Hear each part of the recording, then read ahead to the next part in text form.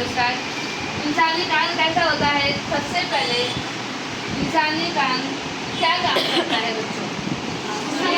आवाज़ सुनने का काम करता है। आवाज़ सुनने के बाद क्या होता होगा वो चीज़ देखने के लिए हम इंसानी कान के बारे में पढ़ेंगे। इंसानी कान में देखो ये वाला हिस्सा नजर आ रहा होगा, ये वाला बड़ा वाला हिस्सा हमारे कान में इस तरह से हमें बड़ा वाला देखो।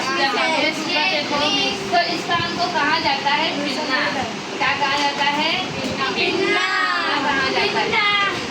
हर एक इंसान के पास जोड़े में कान होते हैं जो कहाँ लगे होते हैं? सर के पास लगे। ये जो पिन्ना क्या काम करता है? जब पिन्ना को हम देखते हैं तो हमको एक दरमियान में कान का एक खला नजर आता है। खला यानी क्या? सुराख है। कान के अंदर सुराख है। ये पिन्ना क्या करता है? अच्छा, क्या हम कान को मोड़ सकते हैं? क्यों मोड़ सकते हैं? नहीं, क्योंकि वो हमारी जो हड्डी होती है, नरम हड्डी होती है, जिसे कहते हैं इलास्टिन कार्टिलेज। क्या कहते हैं? Elastin cartilage. जिसकी वजह से हम आसानी से हमारे कान को हम मोड़ सकते हैं।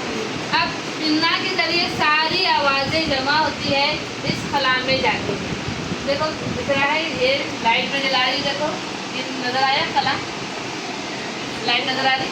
ये पूरी खला, ये पूरी आवाज़ें उस नली में जाती है और बैरूनी कान तक पहुंचती है। कान के 3 हिस्से हैं। एक पहला बैरूनी कान, दरमियानी कान और आखिर में अंदरूनी कान। कितने हिस्से कान के? बैरूनी,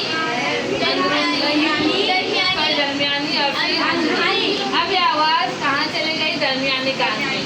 यहाँ एक जो है आवाज़ की, ये है एक नली होती है और कान ये जो है इसे ईयर कैनाल कहते हैं। क्या कहते हैं? Ear canal.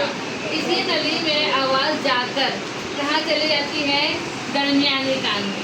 जब दरमियानी कान में जो है कान की नली कहते हैं, दरमियानी कान में पहुँचने के बाद अब क्या होता होगा? इधर देखो, यहाँ एक हड्डी होती है, तो पर्दे पे जाती है।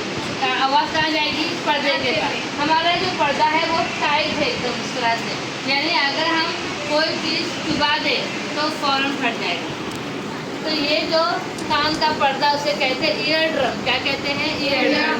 ये पूरी आवाज़ें उस पर्दे पर टकराती है, मुर्तरिश होती है। अगर बाहरी भड़काम आवाज़ रहेगी तो हमारा पर्दा अंदर की तरफ धकेला जाएगा और यह आवाज़ अंदरूनी कान तक जाती है।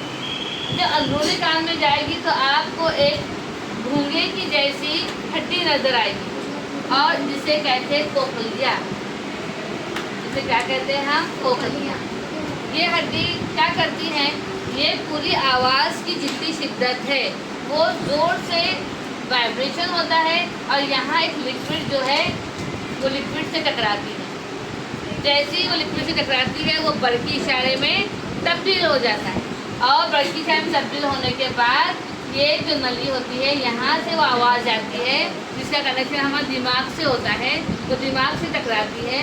दिमाग जितने भी उसका मैसेज उसको आता है उसको बरकी इशारों में कन्वर्ट करता है और फिर हमारे मुंह से जो है वो आवाज़ निकलती है या हमको आवाज़ सुनाई देती है।